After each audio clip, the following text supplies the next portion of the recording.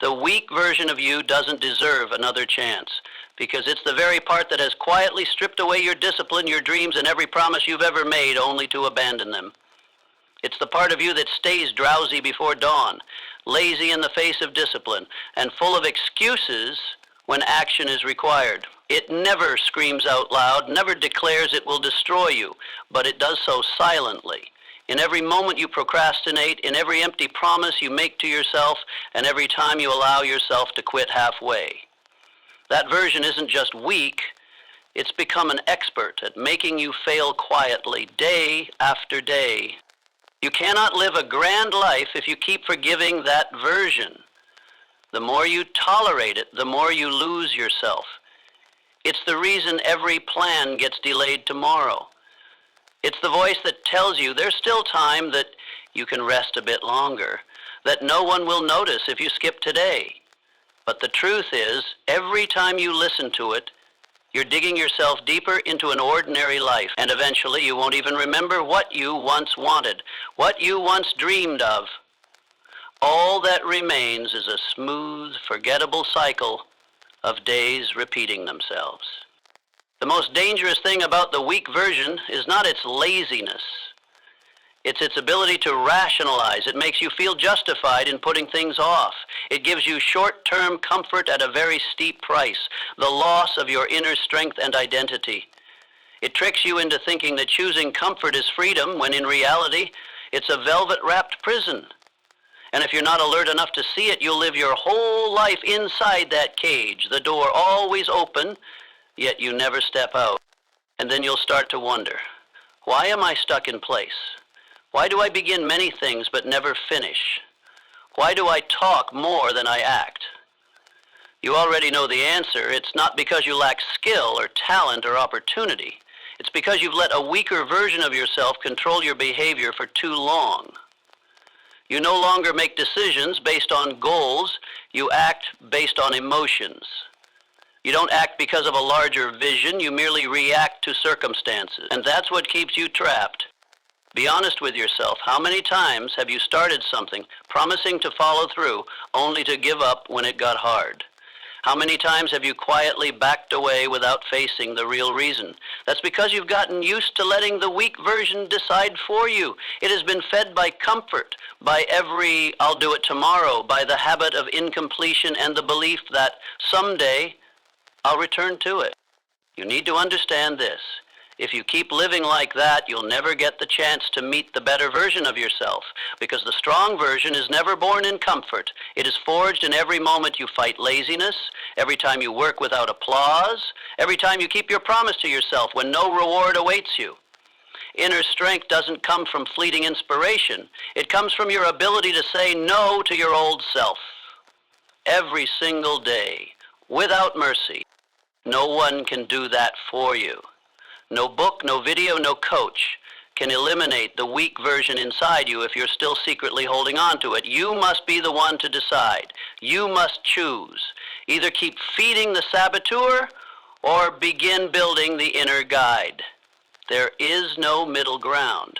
Every choice you make, whether to get up and work or stay lying down, is a vote for one of those two versions. Here's a truth you must engrave in your mind. Action is the dividing line between the weak and the resilient. The strong are not people who always feel okay. They also get tired. They also doubt. They also have dark days. But they don't let those emotions decide their fate. They keep moving. They don't wait for motivation. They don't wait for applause. They just act, no matter how they feel. And that consistency is what destroys the weak version. Not with a single blow, but with 1,000 small cuts, delivered relentlessly, without compromise. Every day you act despite your emotions, you drain life out of the weak version. Every time you finish a task you used to avoid, you strengthen the guide within you. Every time you keep a promise to yourself, even when no one is watching, you rewrite the definition of who you are. And one day you'll realize that weak version no longer exists. Not because you hated it, but because you stopped giving it space to live. The harsh truth is this: if you don't eliminate that weak version, it will eliminate you. It will rob you of your confidence, waste your youth, and make you wake up each morning with the sinking feeling that you're living a life far below your potential. And if that doesn't make you act, then nothing else will. It's not that the world is too hard. It's that you've allowed an inferior version to exist for too long. Time won't wait for you. Opportunities don't repeat. But the choice is always yours. And the very first, most urgent choice is not to make a new plan, not to seek inspiration, but to decisively kill off the old self. No drama needed, just a series of bold actions, a clear decision. I will not live like this another day. And from that moment on, everything changes. No real transformation ever begins with lying to yourself.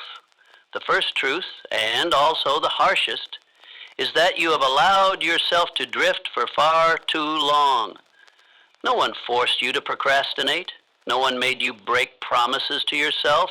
No one stole your opportunities, except you, when you made excuses, avoided action, and comforted yourself with half-told stories, consoling yourself with the feeling that at least I'm trying is not transformation. It's merely a disguise to keep you from feeling guilty. But every night before you sleep, you know deep down you are not living up to what you once expected of yourself.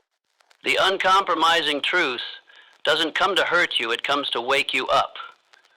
It is a mirror that doesn't distort the image, doesn't add a gentle filter, doesn't try to make things more bearable. It simply reflects reality. Where you are, what you've done, and more importantly, what you haven't done. If you don't dare to look truth in the eye, you will never change. Because change doesn't arise from comfort, it begins the moment you can no longer tolerate living the same way. And the greatest danger lies in how accustomed you've become to self-justification. I'm just tired. I need more time. I'll start again next week. These words sound reasonable, kind, even compassionate. But in truth, they are soft blankets masking your stagnation. And the longer you use these justifications, the further you drift from reality. You no longer distinguish between genuine effort and the illusion you've created to rational inaction. You don't need another perfect plan. You don't need another motivational push. What you need is the courage to face yourself, to sit down, no blaming, no defending, and ask, why haven't I changed yet? Not because of your job, not because of others, not because of circumstances, but because of you. You've nurtured leniency toward yourself. You've chosen emotion over commitment. You've prioritized momentary comfort over long-term growth. As long as you avoid that question, you remain stuck in your old loop, and no one can pull you out of it. Because the essence of change is voluntary action. No one can force you forward. No one can compel your growth. Transformation only happens when you dare to face the root and stop painting over the truth. Don't call procrastination preparation. Don't call lack of discipline self-love. Call it what it is. Identify it. Only then can you restructure your life. You can read hundreds of books, listen to thousands of pieces of advice, but if you continue to live halfway, all that knowledge remains theoretical. True change begins when you can no longer stand repeating the version of yourself from yesterday, when you're tired of talking without doing, when you're disgusted by the habit of quitting halfway, when you no longer want to live a predictable, dull, repetitive life. The cost of not facing the truth doesn't show up immediately. It comes slowly, through the gradual loss of self-belief, through the fading dreams you once held, through the quiet resignation that says, maybe this is as far as I go. But deep inside, you know you can do more. You know you haven't tapped into your full strength. You know there were moments when you were close to touching a better version of yourself. And yet, you let go. Why? Because you weren't honest with yourself, because you still believed you had more time. But time doesn't repeat. Each day that passes either brings you closer to your strongest self or takes you one step further away. And the turning point doesn't lie in any external event, it lies in one decision. I will no longer excuse my own ambiguity. From the moment you dare to call procrastination what it is, to call unkept promises what they are, to admit, I haven't done enough, you've already begun the process of change. No more self-soothing, no more empty promises, no more dressing up failure with excuses, only clarity and the next action. You cannot keep living a double life, one part a dreamer with noble ideals, the other a chronic excuse maker, quitter and avoider. Self-respect cannot grow in the soil of internal deceit.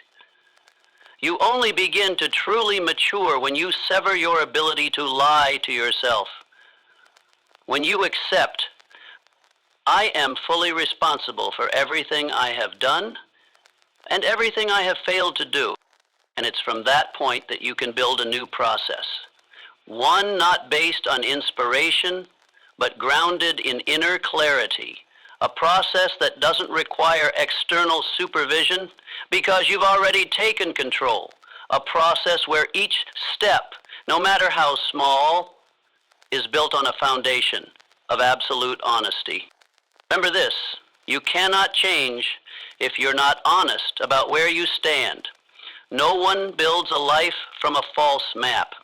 And if you continue to sugarcoat your reality, you will go in circles with a growing, unshakable disappointment. Truth may hurt, but that pain is the beginning of awakening.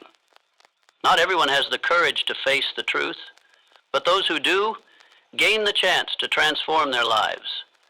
The issue isn't how many times you've failed before. The real question is, will you allow yourself to live one more day in this fog? You can keep telling comforting stories, or you can turn the page with one decisive act. I face everything. I accept it all. And I will change, not because I'm motivated, but because I cannot stand one more day of this repetition. No one is born weak. No one enters the world with a preset gene that programs them to give up halfway. Weakness is not a destiny. It is the result of a chain of repeated choices, unquestioned and unchecked. You didn't become soft because you lacked ability, but because without realizing it, you've trained yourself in the habit of surrender. You've rehearsed quitting for years until now it no longer even feels wrong. It has become an automatic reflex. Every time things get hard, you stop. Every time you feel tired, you retreat. And you no longer recognize that this act, this gentle withdrawal, is building a version of you that deep down you are not proud of. Look back at your past honestly. How many times have you made plans with strong resolve only to follow through for a few days? How many times have you started with intense motivation only to lose it all because of one justified lazy day? Those short breaks, those I'll let myself relax a little moments. You thought they were harmless, but they were quietly forming a behavioral pattern. Face discomfort, retreat, encounter difficulty, give up, and the more reasonably you quit, the more you erode the sharpness of your inner discipline. What you may not realize is that you've been training your brain to avoid effort. You've taught your body to procrastinate instead of respond. You've programmed your nervous system to default to safety rather than persistence. No one forced you to become weaker. You made the same weakening choices over and over. That's not a crime, but if you don't change it, it becomes a decision. The problem doesn't lie in some big failure. People don't collapse because of one mistake. They become weak from hundreds of small surrenders. So small they go unnoticed. One unfinished task, one snoozed alarm, one I'm not in the mood excuse, 1 minute stretched into an hour into a day into a month, and suddenly a whole year has passed with no real progress. It's not because you lack ability. It's because you've grown used to living below the standards you once set for yourself. Each time you stop halfway, you create a new neural link, where giving up becomes associated with relief, where doing nothing becomes tied to a sense of safety. Over time, you no longer view stagnation as unusual. It becomes the default. It becomes your new normal. And the terrifying part is, you start to accept it. But here's the good news. Just as you trained yourself to grow weak, you can train yourself to become strong again. Your brain is flexible. Your nervous system is reprogrammable. The only condition, you must dare to sever those old circuits, where I'm tired, I rest, I'm bored, I stop, I don't see results, I quit. Each time you act contrary to those old habits, you are redrawing your reflex map. And if you do it often enough, consistently enough, a new identity will emerge. You don't have to become superhuman. You just need to start doing the opposite of what your weaker self would usually choose. When you feel like delaying, start immediately. When you feel no desire, act for just 5 minutes. When results seem far, remember that this is the very moment you are building endurance. You don't need to feel amazing to take action. You just need to understand. Action is the only way to break the old reflex chain. Picture yourself as an athlete who's spent years training with incorrect technique. Now you must retrain from scratch. It will feel awkward, it will feel wrong, it will feel unnatural. But in this very discomfort, you are laying a new foundation. And if you stay the course, what once felt wrong will become normal. What was difficult will become routine. What once made you hesitate will become instinct. Don't wait for inspiration to change. Inspiration is only the starting spark, not a sustainable fuel. What you need is a new behavioral system. Every time you want to stop, push one step further. This isn't just fighting off laziness. It's reprogramming your sense of self. True strength is not never getting tired, it's acting even when you are. It's not always having motivation. It's keeping your commitment even when motivation is gone. The strong aren't different by birth, they just don't allow retreat to become a familiar reflex. From today onward, begin noticing your micro-responses. Every time you're about to procrastinate, pause and ask, what am I training right now? Because every behavior is training. You're either training progress or you're training retreat. There is no gray zone, there is no neutral ground, and every small choice is accumulating into the person, strong or weak, that you will ultimately have to live with.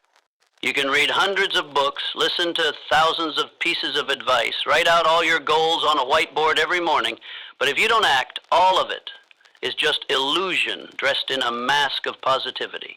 Action, not motivation, not knowledge, not those fleeting moments when you feel ready, is the only weapon that can decisively extinguish the weaker version of you. That version doesn't fear your logic. It doesn't tremble at the declarations you shout. But it fears action. Because real action is the one thing it cannot coexist with. The weaker version of you doesn't die because you start thinking more positively. It doesn't leave just because you've written down a new plan. It only disappears when you do the things you've been avoiding, delaying, excusing. When you step into the tasks it dreads, resists, and finds uncomfortable. That's when you strike at the root of its existence. It survives because you keep thinking without doing. It grows stronger through cleverly justified procrastination. And it overpowers you because you allow your behavior to follow emotions instead of leading your emotions with behavior. Everything you're seeking, confidence, strength, self-respect, real inspiration, lies behind action. There is no shortcut. There is no secret formula. You cannot rise by standing still. You have to move. Even when the path is unclear, even when everything inside you screams to rest, to stop, to wait. Every step you take in that fog strips power from the weaker self and gives control back to the stronger one inside you. Don't wait for motivation to act. Don't wait until you feel ready. Don't wait until things are perfect before you begin. Because if you do, you are unconsciously obeying the weaker version. It always has a seemingly valid excuse. It's not the right time. I need more space. I'm waiting for the spark. But if you look closely, you'll see action has never depended on emotion. Emotion is always driven by action. Inspiration comes after, not before. Belief grows after you do the thing, not before you think about it. And action doesn't need to be big. Don't wait for a grand turning point. Just wake up 15 minutes earlier. Just finish that task you've delayed all week. Just say no to one old habit. Every small action is a brick that helps demolish the house your weaker self has been hiding in. You don't need to shout slogans, you just need to do, and do it consistently, every day, without an audience, without applause. Because the person you're building doesn't need a stage, they need a foundation, built from daily, tangible behaviors. When you act in moments of resistance, you're retraining your nervous system, you're establishing a new connection. I act even when I don't feel like it. And the magic is this: when you repeat it enough times, your brain will begin to believe this is now the standard. You won't need to force it forever. You just need to stay consistent long enough for action to become your new reflex. And once that happens, the weaker version no longer has a habitat. It will die naturally, not through battle, but because the environment it needed, delay and excuse, no longer exists. You might ask, but what if I'm tired? What if I'm truly exhausted? Learn to distinguish between physical exhaustion from real effort and the fatigue caused by prolonged avoidance. Tired from hard work can be fixed with proper rest, but feeling drained when you've done nothing, yet that's the weaker version manipulating you. And the only remedy for that isn't an extra hour of sleep, it's movement regardless of how you feel. Action is also the only path to genuine self-belief. You won't trust yourself just by talking. You won't feel confident just because someone compliments you. All lasting inner strength comes from keeping promises to yourself. Every time you follow through on what you said you'd do, you whisper to yourself, I am trustworthy. And the opposite is also true. Every broken promise sends the message, I don't deserve my own trust. The issue isn't whether others believe in you, it's whether you believe in yourself. And that belief doesn't come from willpower, it comes from repeated action. The stronger version of you doesn't need slogans, it needs you to wake up a little earlier. Focus an hour longer. Complete one small thing instead of delaying one more time. Every small step is a brick. Every act is a chisel shaping your identity. No one sculpts themselves through dreams alone. You must touch reality. With your hands, with your sweat, with unrelenting consistency. If today you feel weak, that's okay. But don't let that feeling dictate your behavior. Stand up, do something, anything. It doesn't have to be perfect. It just has to begin. Because as long as you act, you still have a chance. If you act repeatedly, you start to transform. And if you maintain it every day, a time will come when you no longer recognize who you used to be. No choice is meaningless. No matter how small, no matter how fleeting it may seem, every decision you make is shaping an identity, either that of a warrior or that of a surrenderer. You don't accidentally become someone, you become who you are through a series of small, repeated behaviors each day. Especially in moments when no one is watching, no one is applauding, no lights are on you, there's only one quiet question. Which version of yourself are you serving? When you choose to get up instead of snoozing for 10 more minutes, you're not just changing your morning routine. You're sending a message to your brain that you are in control, not a servant to your emotions. When you choose to finish a hard task despite feeling tired, you're not just overcoming a challenge. You're carving a new neural path where action triumphs over retreat. On the other hand, each time you give up just this once, each time you allow yourself a little comfort, each time you whisper only today, you are feeding the weaker self. and it doesn't need much to grow. All it needs is repeated compromise. One moment of surrender won't break you, but hundreds of tiny surrenders will leave you unable to recognize the person you've become. You think you'll become strong through some big turning point, a life-changing event, a moment of awakening, a dramatic transformation. But the truth is, identity is not reborn through earthquakes. It is formed through steady footsteps on the ordinary ground of daily life. There is no special day. There is only you and what you do. Every decision you make is a vote. Either you vote for the warrior, the one who shows up regardless of circumstance, who acts even without immediate results, who keeps promises to self without reminders, or you vote for the surrenderer, the one who only acts when it's easy, who only persists when comforted, who only stays disciplined when it feels good. And the terrifying part? You cannot not vote. Silence is a vote. Delay is a decision. Inaction is a behavior. And if you are not actively moving toward your warrior identity, you are by default heading in the other direction. Ego is not some vague philosophical concept. It is the belief system you are constructing daily through behavior. When you repeatedly choose ease, you are programming yourself to be someone who crumbles under pressure. When you choose rest over action again and again, you are shaping yourself into someone who doesn't complete things. When you make promises and fail to follow through, you are teaching yourself that your words don't carry weight. And then you stop trusting yourself, not because you're not good enough, but because you've eroded your own credibility with countless small decisions. Confidence doesn't come from what you say loudly. It comes from what you prove quietly to yourself, that you keep your word, that you're reliable, that you will act even when no one's looking. Self-respect doesn't come from image, but from principle-driven actions no one sees, because ego is not just what you think of yourself, it is the accumulation of the choices you've made and are still making. So don't underestimate those seemingly insignificant moments, when you want to quit halfway, when you want to delay one more time, when you stand between keep going and take a break.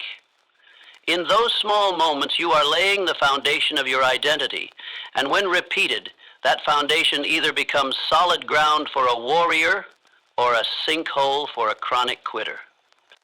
You don't need to win everything to be strong. You just need to win over yourself in the smallest of choices. When you want to delay, act immediately. When you want to stop, push 5 minutes further. When things feel hard, hold your ground. Those seemingly trivial moments are the birthplace of the most resilient identity. Don't dismiss them, because in the end, you won't live according to the ideals you think. You'll live according to the habits you've repeated. And if today you feel like your confidence has faded, your motivation has dwindled, your belief in yourself is weaker than before, don't rush to blame your circumstances. Look instead at the small decisions you've made over the past few weeks or months. Who have you been choosing, the fighter or the escape artist? The one who commits or the one who compromises? The builder or the backslider? The answer doesn't lie in the goals you wrote down, but in the behaviors you've repeated. No one is fixed. You weren't born a warrior and you weren't born a surrenderer. You are becoming one of them, day by day, through every seemingly harmless decision. And the good news is, you can change direction at any time. You don't need to make a grand declaration, you just need one new choice, then another, then repeat, and your identity will begin to shift, not by force of will, but by accumulation. It's not that you lack ability, it's not that you're weaker than others, it's not that you're not smart enough, creative enough, or lucky enough. The hard-to-swallow truth is this: you're missing one thing, the reflex to endure discomfort without breaking. In a world full of convenience and instant gratification, most of what you label as inability is, in fact, just the absence of tolerance for emotional difficulty. You give up not because you can't, but because you're not used to discomfort. Look back at the moments you gave up.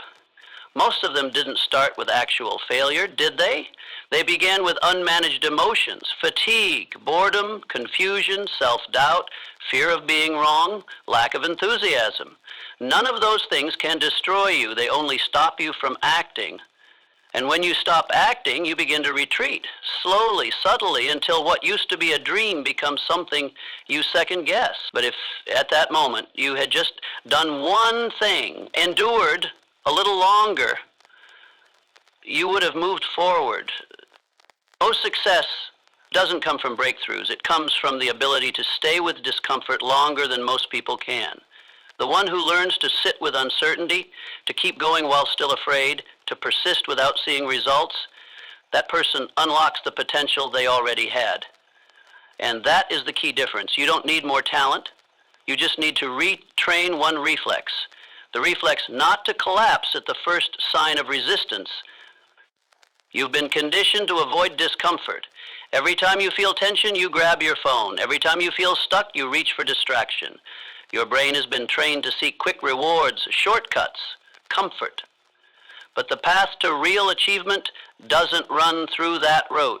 It goes through long hours of working when no one is watching, through the loneliness of growth when everything around you stays the same, through the uncertainty of not knowing whether you're even on the right path. Enduring discomfort doesn't mean glorifying pain. It's a high-level psychological reflex. You're no longer ruled by how discomfort feels. You can see it, notice it, but you don't let it dictate your behavior. That's when you shift from passive to active, from acting out of emotion to acting by principle, from living by fragile willpower to living through a structure you've built. Each time you push through a little longer without giving up, you expand your nervous system's capacity. Your brain learns, I won't die just because I feel something unpleasant. And that's the moment you become truly capable, not because you gained some new knowledge, but because you finally accessed a capacity that was always there, previously blocked by lack of persistence. No one is born with grit.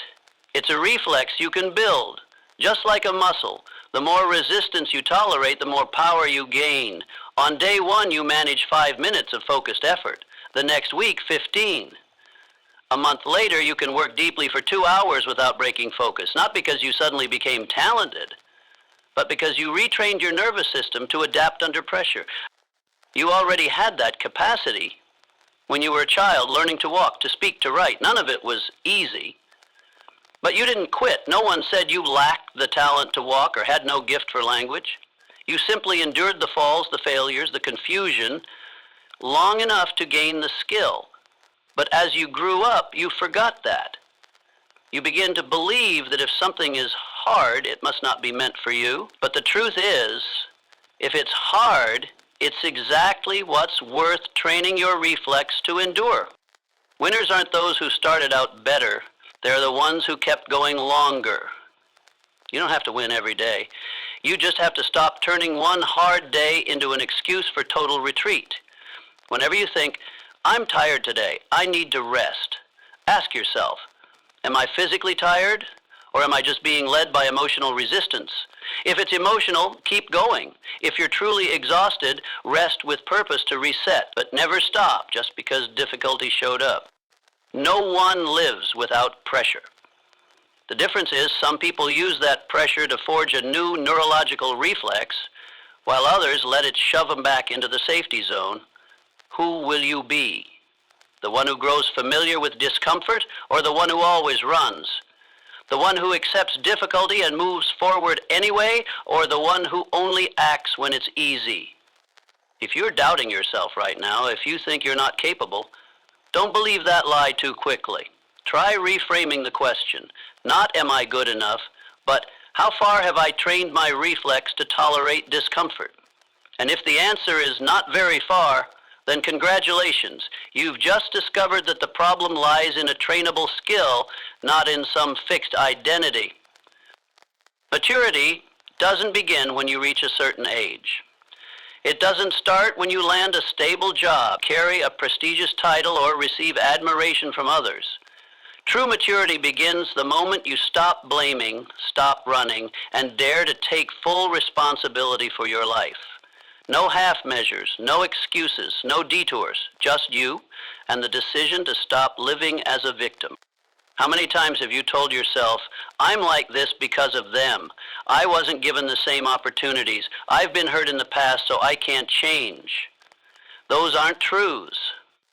They're just excuses you've repeated so often that your brain now believes they're facts. But if you're brave enough to look closely, you'll see you chose to hold on to those beliefs as a shield to avoid the responsibility of change. You say no one understands you, but have you ever tried to understand yourself? You wait for the world to change, but have you ever taken the initiative to transform your inner world? Avoiding responsibility is a cheap kind of freedom, brief, but it comes at a steep cost. The longer you dodge it, the more you surrender control of your life to circumstances. You live reactively, constantly adjusting to events, waiting for approval, hoping someone else will rescue you. Then you become resentful, disappointed, withdrawn, not because the world is unfair, but because you've never truly stood up and taken ownership of everything that happens to you. Maturity doesn't come from comfort, it comes from being pushed to your limits, and instead of shrinking, you choose to own even the imperfect parts of yourself. You stop asking, why is this happening to me, and start asking, what can I learn from this? You stop focusing on who's right or wrong and begin asking, am I living according to my principles? Am I doing what needs to be done regardless of how I feel? Mature people don't live by emotion. They live by principles. They still get hurt, still get tired, still question themselves sometimes, but they don't use those moments as excuses to quit. They don't wait for apologies to forgive. Don't wait for ideal conditions to act. Don't wait for praise to stand back up. Because they know every time you let emotions justify avoiding responsibility, you train yourself to be weaker. You cannot grow up if you keep blaming. You cannot go far if you keep running from pain. And you certainly cannot become strong if every time you fail, you look for someone or something else to pin it on. Real freedom is not doing whatever you want, it's owning the consequences of all that you've done and everything you've failed to do. It's a freedom built on ownership, awareness, and inner strength. You don't need anyone else to change your life. Everything starts the moment you stop running and begin to see yourself not as a victim, but as the creator. No one owes you healing. No one is obligated to fix your mistakes. No one has to understand you, love you, or wait until you're ready. Life doesn't wait. Success doesn't wait. Clarity doesn't wait. There's only you either stepping into responsibility or continuing to drift in the illusion that I just wasn't lucky enough. You can begin very small. Each day, choose one thing you've been putting off and complete it, not because you're motivated, but because you have principles. Write down a past mistake and instead of justifying it, ask, what was my role in this? Think of someone who hurt you and instead of blaming, ask, how did I allow this to happen? These small acts are where responsibility takes root and where real maturity begins to grow. The mature aren't perfect, but they embrace their imperfections as part of the process, and they don't run from it. They rise after setbacks without needing anyone's hand. They learn from pain instead of burying it. They keep promises to themselves even when no one is watching. They act as if the world is watching even when no one cares. You can continue living the same way, making excuses, waiting for the perfect moment, blaming the past, but you'll remain stuck in the shadow of your former self, a fearful, passive version. Or you can begin today. Choose one task and see it through. Choose one mistake and correct it until it stops recurring. Choose one promise and keep it, no matter how you feel. And if you do this often enough, no one will need to call you mature. You'll know it. Because you'll no longer need to hide, no longer need to excuse, no longer need someone to show you the way. You are responsible for you. And from that moment, every old limitation begins to collapse. Motivation doesn't fall from the sky. It's not a miracle that arrives on a beautiful morning, nor a magical wave of inspiration that suddenly wakes you from inertia. Motivation isn't something you wait for. It's the result of a process. And if you're still hoping that one day you'll feel inspired to start, you're gambling your entire life on an illusion. The harsh reality? It's not coming. Not today. Not next week. Not ever. Unless you act first. Most people live in a permanent state of waiting. Waiting for inspiration. Waiting for the perfect timing. Waiting for their mood to settle. Waiting for life to align. But life doesn't operate on your emotions. It responds to your actions, regardless of how you feel. And this truth, though difficult to accept, is the foundation of all transformation. Winners aren't the ones who always feel motivated. They're the ones who act without it. Here's the secret. Motivation comes after action, not before. When you start, even quietly, even imperfectly, even unprepared, you generate momentum. And momentum creates energy. That energy, when sustained, triggers your brain's reward system. And from there, the feeling of, I want to do more, arises. But if you sit still, waiting for that feeling first, you'll drown in delay. People want to write a book, but wait for inspiration. They want to work out, but wait for excitement. They want to learn something new, but wait for free time and the perfect mood. What's the result? They never start, or they start and quit, because inspiration comes and goes like the wind. If you let your future depend on something that fragile, you'll never gain traction. In contrast, successful people build systems of action that do not rely on emotion. They don't ask, do I feel like doing this today? They ask, have I committed to doing this? True freedom doesn't come from doing what you feel like. It comes from the ability to do what you've committed to, even when you don't feel like it. Because in those moments when you act without emotional fuel, you're rebuilding your strength. You're telling yourself, I don't wait for motivation.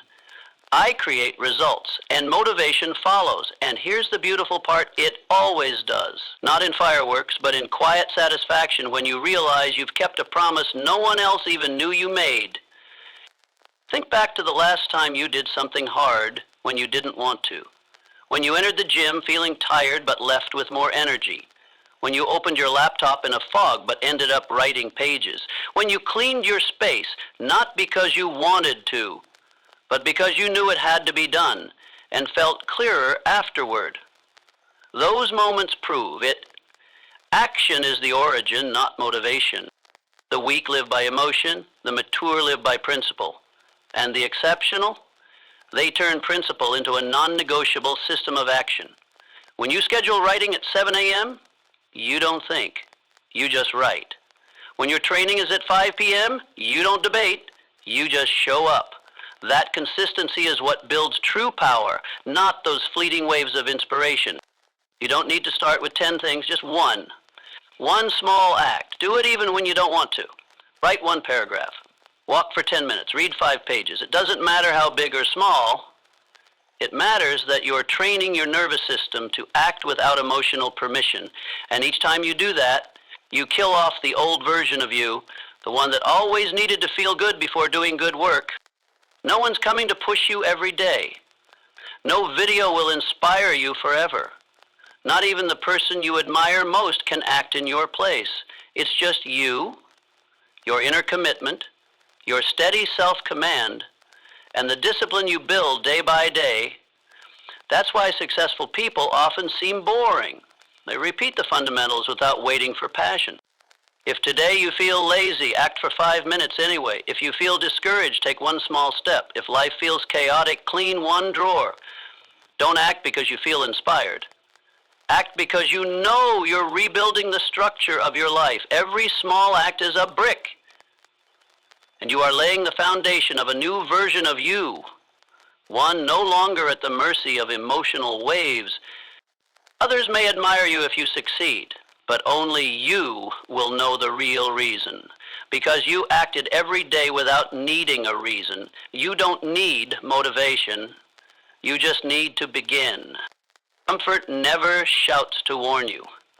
It doesn't threaten, doesn't command, doesn't raise its voice.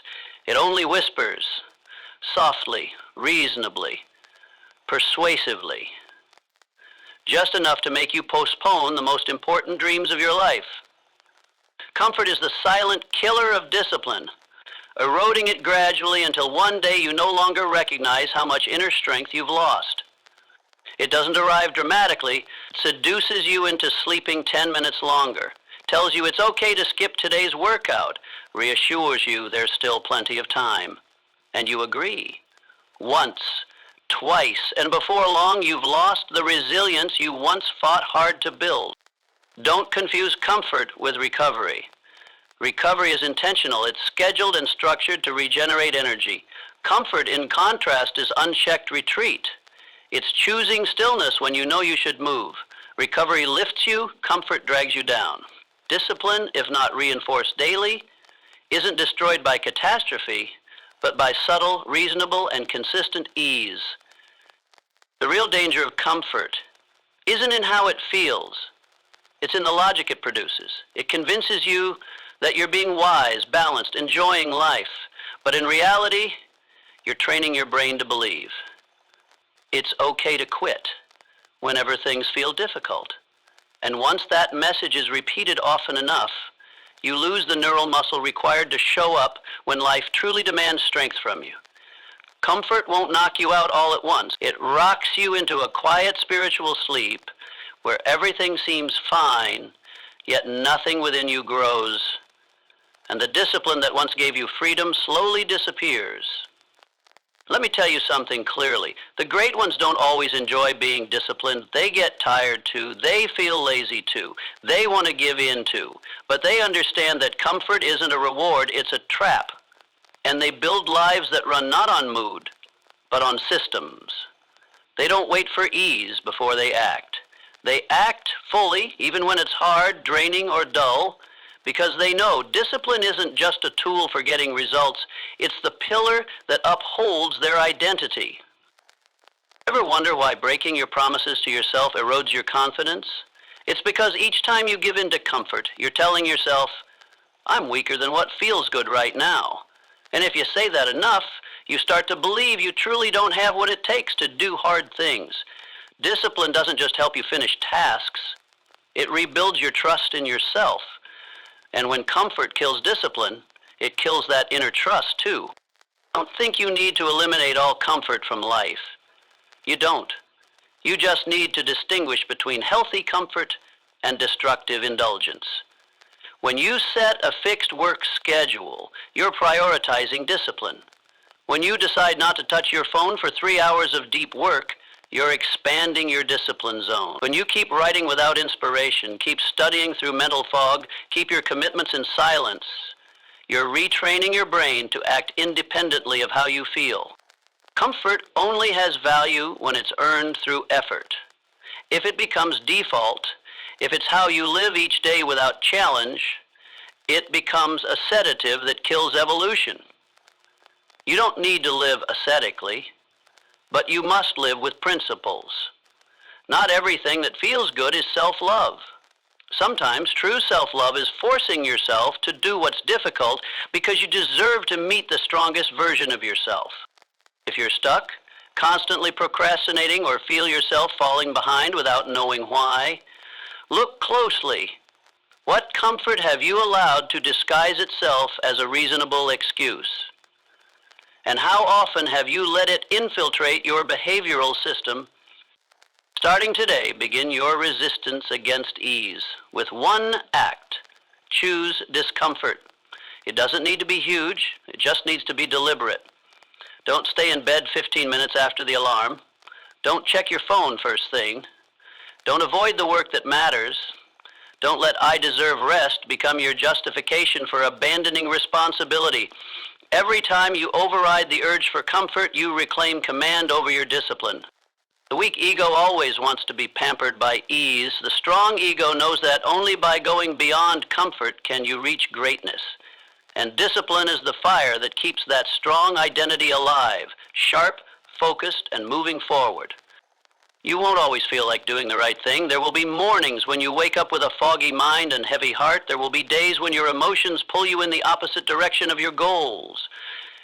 You'll know exactly what needs to be done, yet a quiet rebellion stirs inside. Today's not the best day. Tomorrow should be fine too, or worse. This isn't even that important.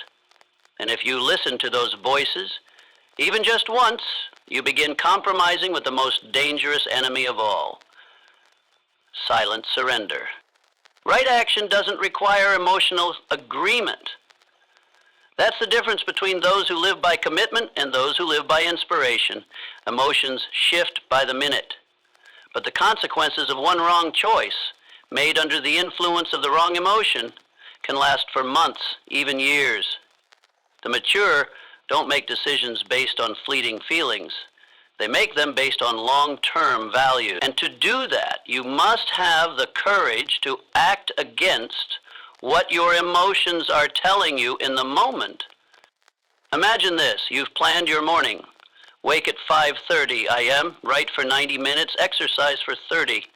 But when the alarm rings, your whole body wants to stay down.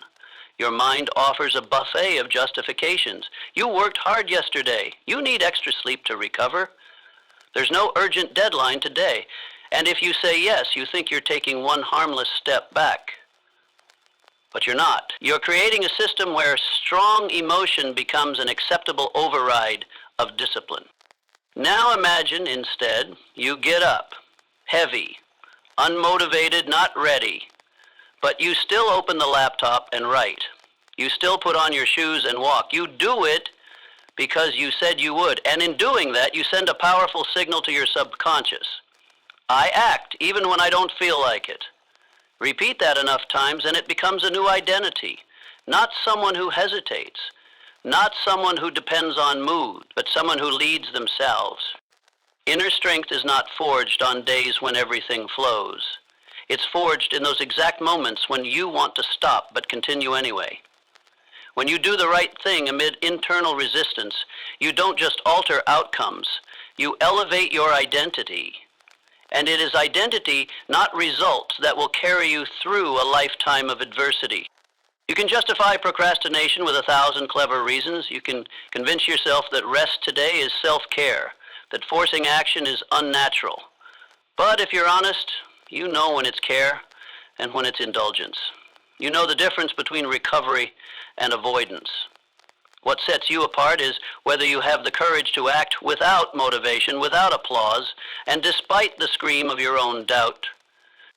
Ordinary people act when conditions are ideal. Exceptional people act despite emotional resistance, because they know. Emotion is not truth. Emotion is just data, temporary, shifting. But action defines outcome, and repeated action defines destiny. The human mind is a master of illusion. One of its most seductive lies is, I'll begin when I'm ready, but you'll never feel fully ready. Emotions will always fluctuate. There will always be a reason to delay, a reason to do nothing. But there will also always be one opportunity to break the cycle. Start when you least want to. Each time you act in defiance of emotion, you rewire your behavior at the neurological level. You teach your biology, my actions are not led by emotion, my will is in command.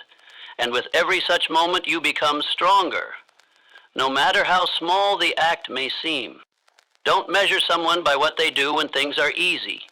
Measure them by what they do when no one is watching, when no motivation is left, when there's only one question, will I keep my word to myself?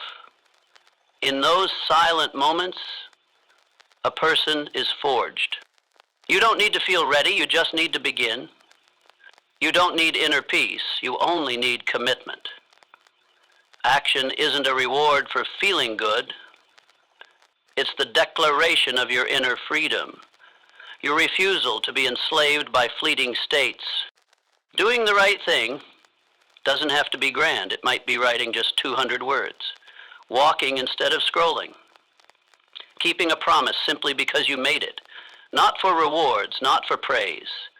These small acts, repeated, carve a level of discipline so deep that nothing can shake it.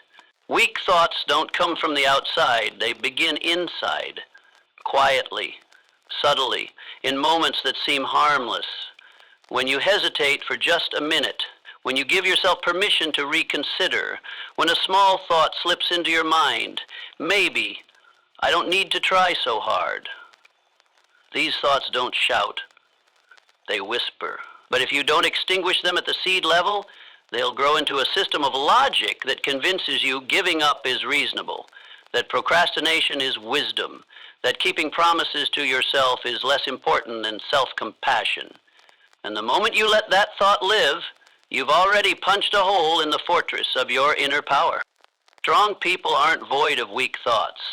They're simply skilled at spotting them early and shutting them down without mercy. When you catch yourself thinking, I guess I don't need to work out today, you don't debate it, you act. When your mind says, I'm not good enough to do this, you don't negotiate, you go silent and focus on the task in front of you. Every negotiation with weak thoughts ends in compromise, and compromise shrinks you. That's not logic, it's a quiet surrender. Mental toughness doesn't come from thinking positively all day. It comes from cutting off the thought patterns that lead to paralysis. Weak thoughts have no power unless you give them time to grow. The longer you let them linger, the deeper their roots go. And eventually, they'll rewrite your internal belief system, turning you from someone with goals into someone drowning in justifications. You must train your mind to treat any thought that contradicts your core values as a red flag. And like any emergency alert, it requires immediate response. No delays, no, I'll reflect on this later, no. Let me think this through. Strength doesn't come from deep thought. It comes from sharp reflexes when you sense you're drifting from your standard. Look back at the times you lost your rhythm of discipline. It rarely started with a big mistake. It started with a small thought, just this once.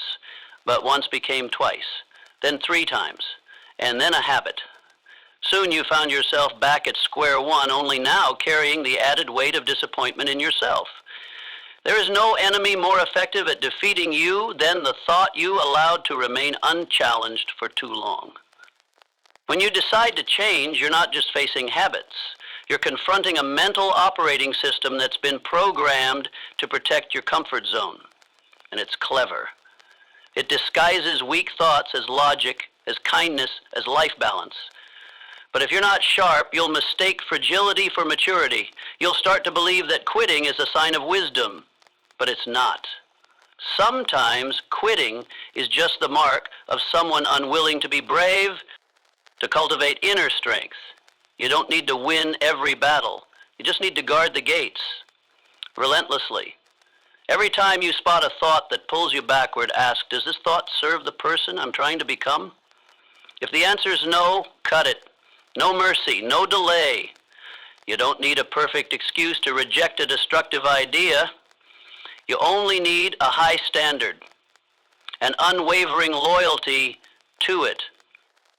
Some might ask, how do I distinguish between a weak thought and a rational warning? Simple. A weak thought makes you avoid. A rational one makes you confront. A weak thought delays action. A rational one urges better action. Let results be the metric. Anything that slows you down, no matter how poetic it sounds, must be treated as sabotage. Your mind is never neutral. It's either serving you or sabotaging you. And you are the one training it through your responses to every thought. If you let weak thinking stay, you're teaching your brain this pattern is acceptable, and your brain will repeat it. But if you sever it instantly, you're rewriting the operating system. Only thoughts aligned with the mission are allowed to remain. True freedom doesn't come from the absence of negative thoughts. It comes from never being ruled by them. You will never eliminate doubt, frustration, or the seductive ease of comfort. But you can become someone who never lets those things rewrite your destiny. And you do that every time you recognize and extinguish a thought that weakens you the very moment it begins. What you intentionally avoid doesn't disappear. It retreats into the background, waiting for a moment of weakness to seize control. The fear you refuse to name, the pain you bury, the memory you pretend to forget, all of it lives in the shadows, operating silently like a hidden OS. Then one day you overreact to a small piece of feedback. You feel inexplicably exhausted despite doing nothing heavy. You keep dodging the most important tasks. The answer is simple. Everything you try to avoid is quietly running the show. It's not external events that drain you. It's the inner war between what you know you must face and the endless delay. Avoidance is a sweet anesthetic, but the price you pay is your inner freedom. Every time you turn away instead of facing something, you trade your power for temporary peace. And that fake peace poisons your spirit daily, turning you into someone who reacts from fear rather than living by principle. We don't avoid because we're weak. We avoid because our nervous system has learned that facing pain means danger. The pain of remembering, the pain of admitting we were wrong, the pain of taking responsibility instead of blaming others. But no one grows without going through that pain. You can delay, but the longer you delay, the deeper it roots, and the more control you lose. You think you're in control by not thinking about it, not talking about it. But the truth is, you're being manipulated by unresolved memories, hidden fears, and unfinished emotional business. Examine your habits of avoidance. You fill your day with easy tasks to escape the meaningful ones. You keep yourself busy so you won't have to face reality. You invent reasons for not starting the conversation that should have happened long ago. And you call it, I need more time, or I'm waiting for the right moment, or I don't want to hurt anyone. But deep down, you know the truth. You're afraid. Afraid to confront the facts. Afraid to change. Afraid to step into uncertainty. And it's not your circumstances, it's your fear that's keeping you stuck. The only way to reclaim control is to stop running. Step one isn't conquering fear, it's naming it, facing it, writing it down, looking directly at what you've been avoiding, the unhealed wound, the responsibility you've postponed, the conversation you dread, the decision you know you need to make but still delay. Each time you do that, you reclaim a piece of your power. And eventually you realize it wasn't the pain that was scary. It was the long-held illusion that you couldn't handle it. What's most dangerous isn't negative emotion, it's systematic denial. When you ignore your deeper feelings, you don't eliminate them. You just make them more ambiguous, harder to manage, until they erupt at the worst moments. An irrational anger, a sudden breakdown, a depression with no clear cause. It's not emotion that weakens you, it's your refusal to understand and actively process it. Freedom doesn't come from avoiding what hurts. Freedom comes from looking straight at it without flinching. And that takes training. Practice naming the emotion instead of saying, I'm fine. Practice observing fear instead of reacting to it. Practice sitting with pain instead of silencing it with work, phone, social media, or humor. Each time you do that, you're no longer a prisoner of your mind. You're the one in charge. You can't change what you won't face. You can't heal what you haven't touched. And you can't grow if you keep building walls around the darkest corners of your inner world. Maturity isn't about denying your fragility, it's about walking through it with courage, because on the other side of avoidance, there is always a version of you that is stronger, clearer, and freer. Feeling stuck doesn't come from your circumstances. It comes from knowing what you need to do and not doing it. You see the door, but don't walk through it. You know what must change, but keep hesitating. And with each passing day, the heaviness builds, not because the problem is too complex, but because you're frozen in a silent battle between awareness and action. Stuckness isn't a dead end. It's a prolonged pause created by your own inaction. Most of what drains you isn't the actual workload.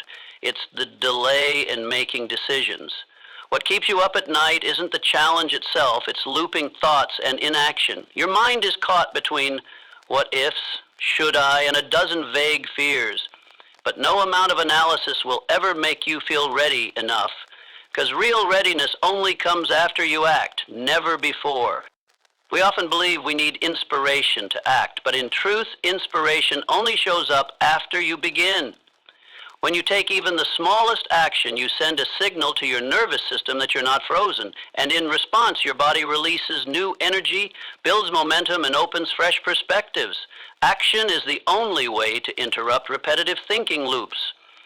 When you remain idle, your brain replays the same worries over and over. But the moment you take a tangible step, write an idea down, make a difficult call, move your body for 5 minutes, you break the cycle. Feeling stuck is the byproduct of living too long in the gap between knowing and doing. You've watched countless videos, read dozens of books, listened to endless advice, and yet you're still in place. Not because you don't understand, but because you haven't consistently acted on even one thing.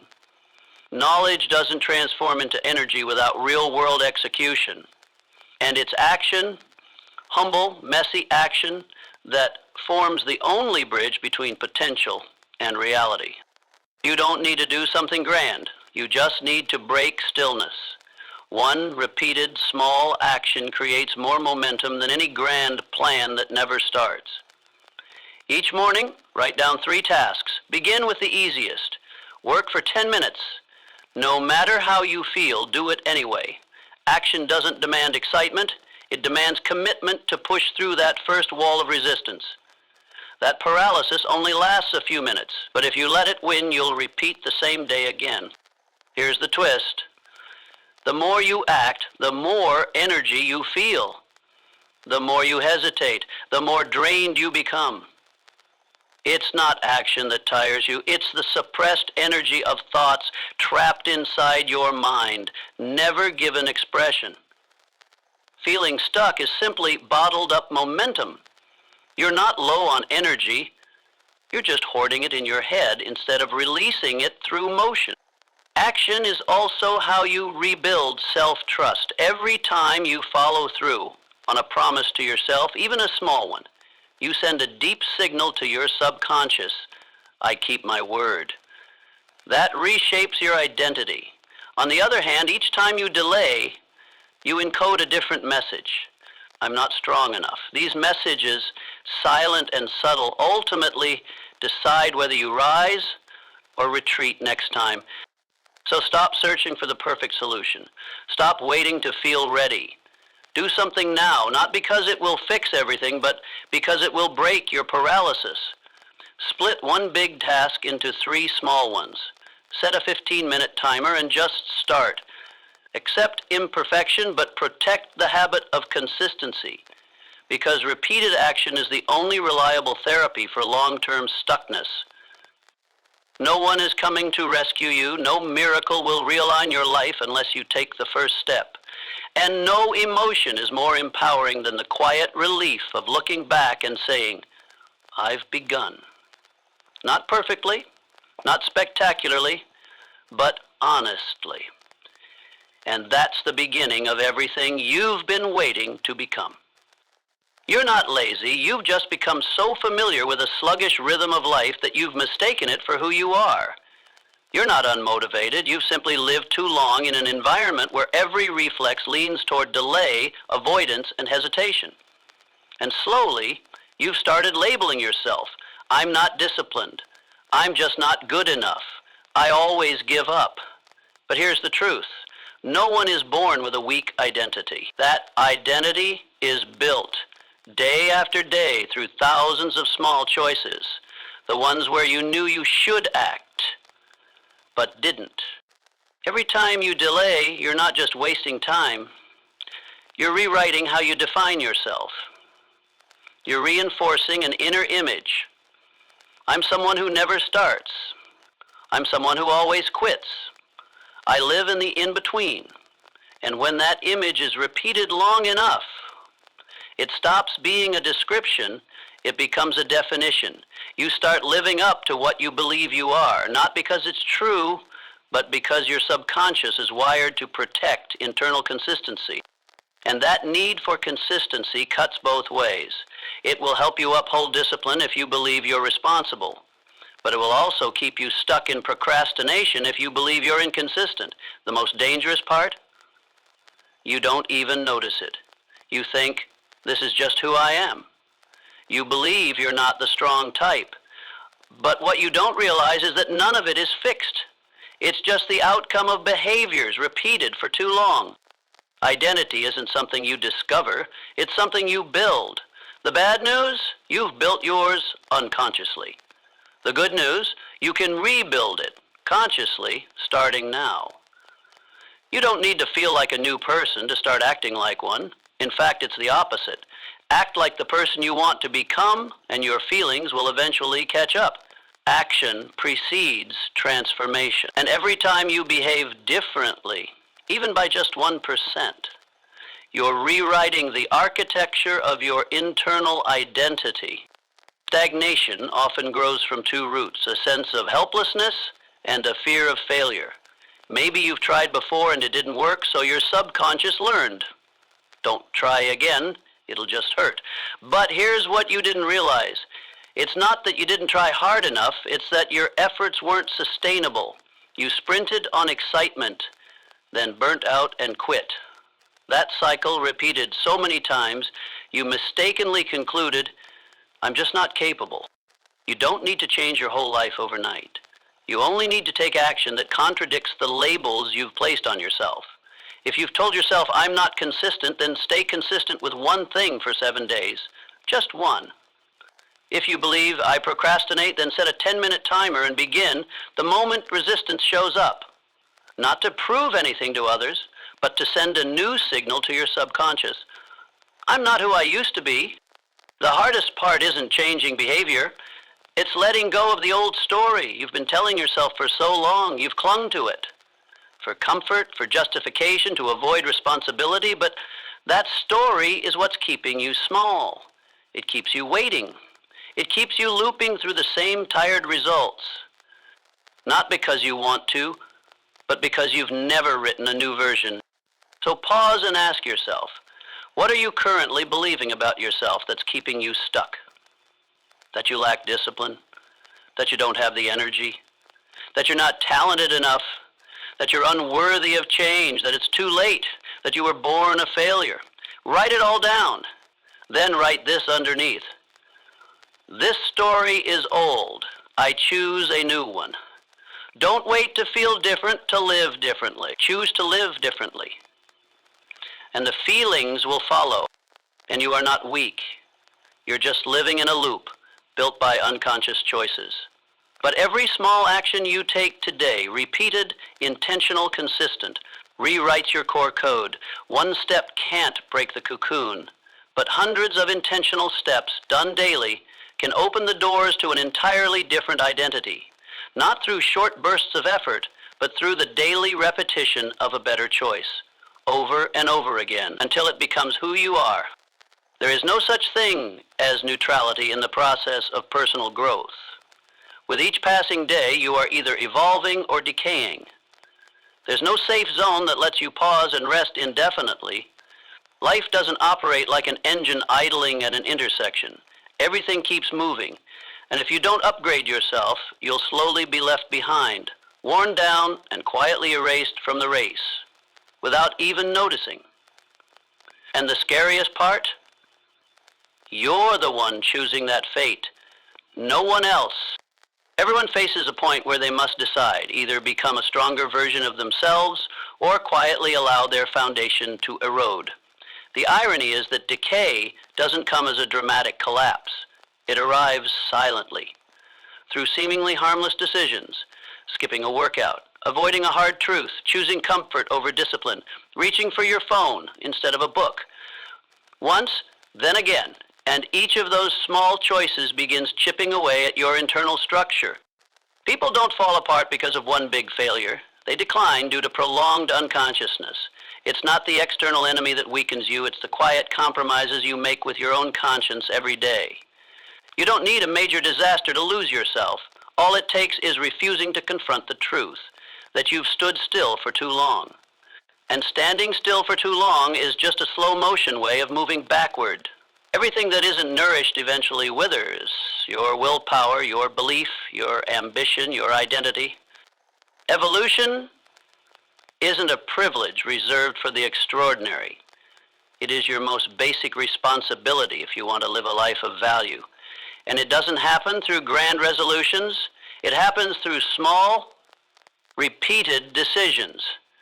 Every time you choose discipline over compromise, you evolve. Every time you speak the truth instead of hiding, you evolve. Every time you keep a promise to yourself, you evolve. Every time you learn something new, stretch a bit further, finish a task you didn't feel like doing, you expand your capacity, strengthen your core, and redefine your self-image. The whole siege, the Jean LeBlanc, rests on Sylvia Young's shoulders. On the flip side, every time you avoid doing the right thing because it's uncomfortable, you decay. There is no pause mode. Inaction is a form of action. Delay is a decision. And every decision creates consequences, whether or not you notice them right away. The cost of neutrality is this: you begin losing respect for yourself, because no one can fully respect themselves while knowing they are living beneath their own potential. No one outside has to scold you. You'll feel it yourself. You'll look in the mirror and see your light dimming. You'll carry a heaviness through the night because you know, deep down, that something inside is slowly drying out. And if that lasts too long, you may reach a point where you no longer believe change is possible. That's not the death of action. It's the death of hope. Don't let it come to that. Don't wait until internal deterioration becomes your way of life. Because by then, you won't need anyone to defeat you. You will have already surrendered. Face reality head on. There is no more room for neutrality. You either evolve or you fade. True life only exists in motion. The mind only stays healthy when it continues to learn. The body only maintains strength when it's tested. And your belief only remains intact when it's protected by action. If you feel stagnant, take it as a warning, not a conclusion. And that warning must be met with movement, not self-pity. Begin again. No matter how many times you've quit before, begin again, even if it feels late. Begin again. Because the only thing you can no longer afford to delay is the process of becoming fully yourself. Evolution doesn't require perfection. It simply asks for presence and a conscious decision to keep moving in a meaningful direction. One small step each day, one more inch outside your comfort zone, one more quiet trade, a bit of ease for a bit of maturity. Evolution isn't born of leaps. It's carved from thousands of deliberate, steady footsteps, and with each one you make a silent declaration: I refuse to decay. Every habit is a story you keep telling yourself, and if you don't pause to examine it with honest clarity, you'll continue living inside an old script, endlessly repeated under the comforting disguise of familiarity. The real danger isn't that you have bad habits, it's that you no longer recognize them as bad. You've rationalized procrastination with, I'm just tired. You've excused giving up by saying, I'm not ready yet. You've masked laziness behind the label of self-care. But the truth doesn't live in comfort, it lives in outcomes. And outcomes don't lie. Take an honest look at your day. How do you wake up? What do you spend your first hour doing? How do you treat your body? How do you speak to your mind? Are any of those habits actually helping you grow into a stronger version of yourself? Or are you merely repeating a series of automatic behaviors that drain your willpower, erode your motivation, and reinforce a self-page you secretly resent? You cannot change your life while defending the very habits that are dragging you down. And you can't erase a habit you refuse to name for what it truly is. You're not too busy. You're spending time on things that don't matter. You're not overwhelmed. You've let your life be dictated by reactivity instead of intentional choices. You're not out of time. You're wasting it in disguise. Stop deceiving yourself with empty phrases that sound reasonable but mean nothing. Every repeated action is shaping your fate. The danger lies in how unconscious they've become. Habits don't wait for your permission, they just need repetition. And once repeated enough, they become your default operating system. If that default doesn't move you closer to the life you want, then keeping it alive is a slow form of self-sabotage. You don't need to destroy everything to begin again, you just need to start with the truth.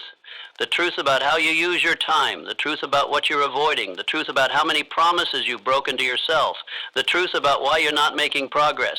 It's not lack of opportunity, it's that you've allowed procrastination to become your comfort zone. Every time you act against what you know is right, you're sending a signal to your subconscious, I can't be trusted. And eventually you'll stop believing in your own capacity to transform. Don't wait for a major breakdown to wake up. Wake up from the small things. The phone you scroll when you should be focused. The alarm you snooze 3 times every morning. The fast food you grab instead of cooking something nourishing. The phrase, I'll do it tomorrow, that's become your personal anesthetic. Every one of these is a signal. And every signal can be rewritten if you have the courage to name it for what it is. There's no healing that begins in delusion. All true transformation starts with a ruthless truth, that you've lived beneath your potential, that you've chosen ease over integrity, that you've stayed quiet when you should have confronted. But truth doesn't arrive to shame you, it arrives to wake you up. And only when you name the problem accurately do you regain the power to solve it. You cannot rebuild your life on a foundation of denial. And you can't shed the old version of yourself while still cloaking it in excuses. Looking your habits in the eye isn't about self-blame, it's about choosing a new beginning. One where every action, every choice, every automatic response is restructured consciously, so you no longer act out of familiarity, but out of alignment. So you no longer live like a reflex, but like an architect, redesigning your life at its core. You're not weak, you've just spent too long not observing yourself with honesty. And it's time to do that. Not because anyone is forcing you, but because if you truly want to evolve, there is no other way. You can start right now. Open a blank page. Write down every habit that keeps you stuck in mediocrity. Then ask yourself, if you changed just 3 of them, what else would change? Pick one. Start today. Be consistent for 7 days, just one change, just one act of defiance against the default. And observe. Because the moment you dare to face your habits with truth, you begin reclaiming your power to lead your own life. Confidence doesn't come from pep talks. It doesn't emerge from affirmations taped to your mirror or fleeting moments of external motivation. True confidence at its deepest level is the natural consequence of action, especially when the action is taken before everything feels ready, while you're still uncertain, nervous, or afraid. Every time you move forward instead of standing still, even if it's just one small step, you plant a seed of trust in the soil of self-discipline. Not everyone sees it that way. Most people wait until they feel ready. They wait until they're skilled enough, informed enough, perfect enough. But they don't realize readiness is not a prerequisite, it is the byproduct of action. If you've ever felt insecure or uncertain, it's not because you're weak or incapable, it's because you've spent too long in a cycle of hesitation, procrastination, and avoidance. You know what needs to be done, start that project, get back to training, learn that new skill, but you hold back, fearing mistakes, fearing judgment, fearing failure. So you stay. And the longer you stay, the more you begin to doubt yourself. Overthinking without action becomes a silent declaration, I can't. Don't wait for perfect conditions. If you're waiting for a flawless environment, a doubt-free mind, or a risk-free opportunity, you'll never begin. And if you don't begin, you'll never accumulate experience. Without experience, there's nothing to refine. Without refinement, there's no growth. And if you're not growing, you're locked in a loop of self-doubt. Ironically, confidence doesn't come from always being right. It comes from being brave enough to act even when you might be wrong. When you take action, you send a message to your subconscious. I'm strong enough to try. That single message, repeated over time, rewires your internal belief system. Each imperfect attempt, each messy step forward, becomes a brick in the foundation of an inner stability that no one can give you, not even those who love you most. You must act, not to prove anything to others, but to restore your relationship with yourself. Confident people aren't those who always succeed. They're the ones who keep showing up. They don't abandon themselves when emotions dip or outcomes disappoint. They don't demand perfection before moving. They move and allow progress to follow. Think about those you admire, the ones who radiate calm strength and magnetic presence. If you look closer, you'll find a pattern.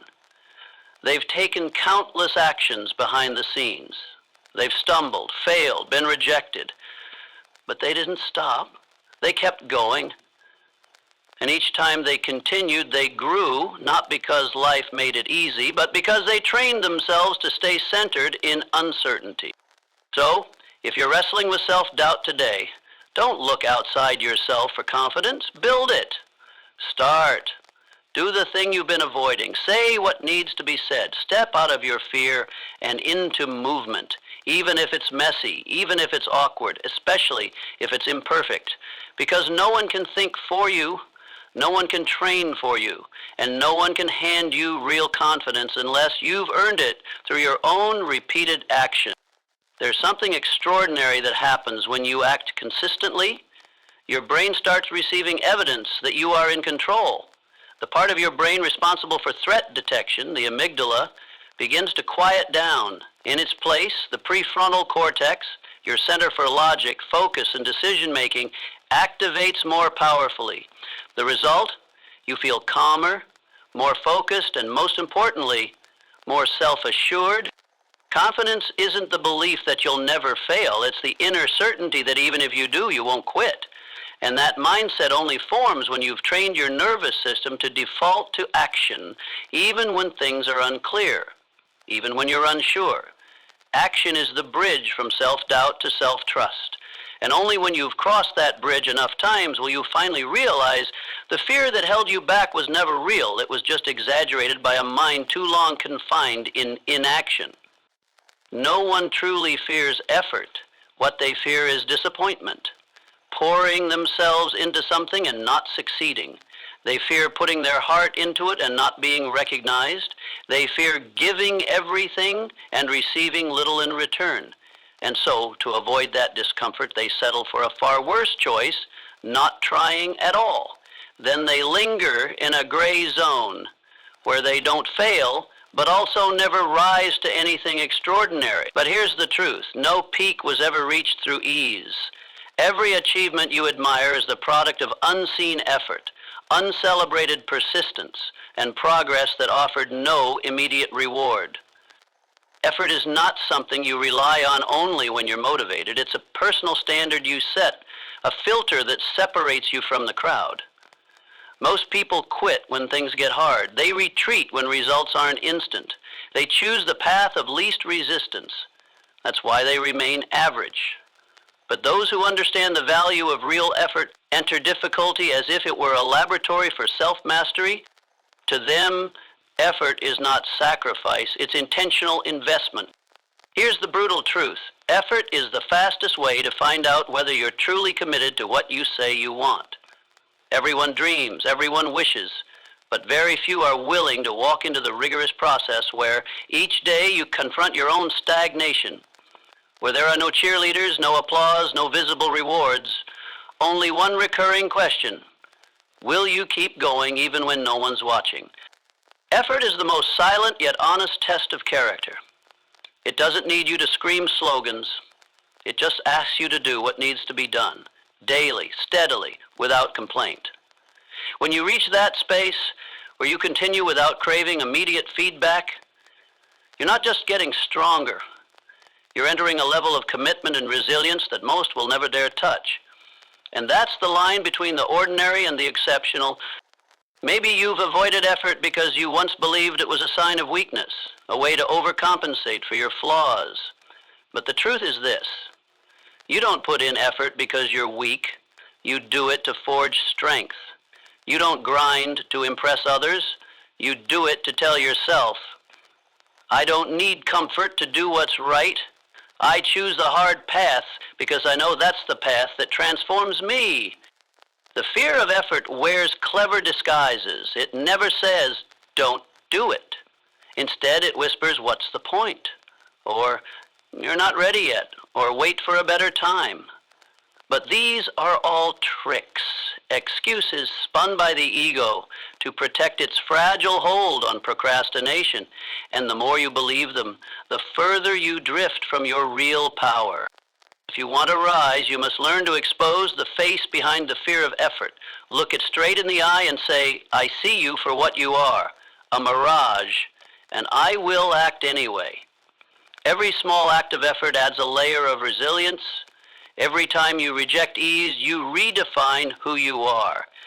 Don't wait for validation. The most powerful validation is the one you give yourself after a long, silent stretch of not giving up. Effort won't break you. It will refine you. It will strip away weakness, illusion, and laziness that once held your potential hostage. And what remains after that purge is a new version of you. No longer ruled by circumstances, no longer needing perfection to begin, no longer dependent on praise to continue. Just you, alone. And that is more than enough. Don't fear hard work. Fear living a life where you never discovered the edge of your true ability. Fear the thought of lying on your deathbed wondering, did I really give it my all? Because regret does not come from failure. It comes from knowing you never truly tried. Not everyone running is getting closer to the finish line. Not everyone doing a lot is actually moving forward. There's a widespread illusion that millions fall into the confusion between being busy and being effective. They live as if constant motion is proof of growth, as if being overwhelmed is a badge of ambition. But they forget one critical truth. If you're running in a circle, you'll never arrive, no matter how much you sweat. Have you ever felt like you worked all day yet made no real progress? You wake up and immediately check your phone, respond to dozens of messages, emails, and errands. You're constantly in motion, jumping from meeting to task, crisis to reply. But at the end of the day, you pause and ask, did I actually move forward on the path that truly matters to me? And if you're honest, the answer is often, not really. Busyness is addictive. It gives you a sense of importance, of contribution, of momentum. But in reality, busyness isn't designed to make you aware. It's designed to keep you reactive. It traps you in a loop of urgency where everything feels important, yet very little is impactful. And this state keeps you stagnant without you even noticing. Progress, on the other hand, requires intentionality. It doesn't come from the number of things you do, but from the quality of the things you choose to focus on. Someone who is truly progressing doesn't need to do more. They need to do what matters most, and do it with undivided attention. They know what the true priority is, what can be cut, what should be delegated, and which actions will create meaningful change. They don't get caught up in surface level motion. They go deep, deliberately, into the few things that can transform their life. You could spend 8 hours working every day, but if you can't spend even one focused hour on the task that will truly move the needle, then you're busy, not progressing. And if you repeat that every day, you'll burn out in an endless loop, with only the vague feeling that you tried hard, but nothing actually changed. More dangerously, busyness is the perfect mask for deeper fears. You fear starting that bold project because you fear failing. You fear confronting your procrastination, so you drown yourself in low-stakes tasks to feel productive. You fear facing your own thoughts, so you fill your schedule with unnecessary obligations. And because society celebrates busy, it's easy to justify your distraction as a virtue. If you want real progress, you must resist the seduction of busyness. Sit down, clear your calendar, ask yourself the real question. If I could only do one thing today, what would move me forward the most in the next 6 months? When the answer appears, devote your time, energy, and focus to that before anything else. People who make progress don't have more time than you. They just use it better. They don't start the day on autopilot. They start with intention. They aren't ruled by noise. They prioritize what matters, even when it's not urgent. And by doing that, consistently they create distance while others remain trapped in the hamster wheel of being busy. You can't control everything that comes at you, but you can always control your response to it.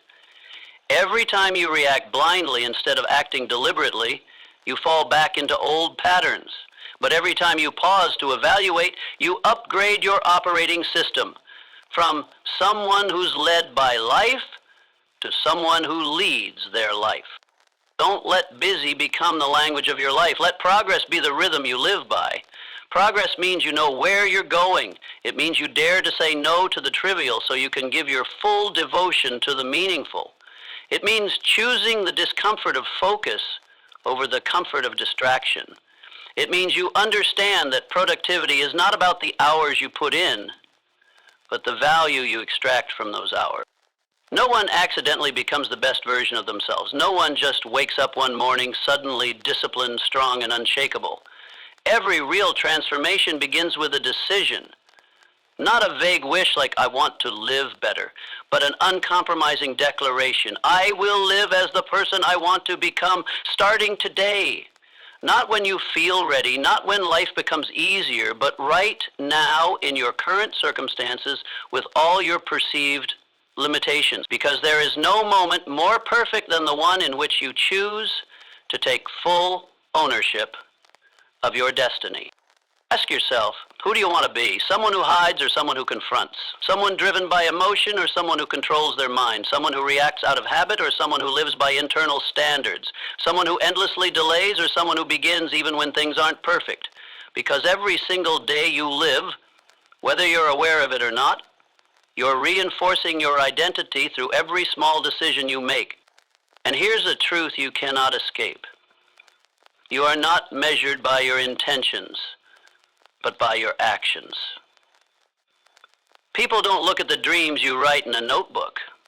They look at how you handle tired mornings, how you keep promises to yourself, how you move forward without external pressure, how you behave when no one is watching. And you, deep down, only truly respect yourself when your actions align with the person you claim to be. You want to be consistent? Start by not skipping the first commitment of your day, whether it's 15 minutes of learning, 30 minutes of exercise, or simply saying no to a familiar temptation. You want to be a person of principles?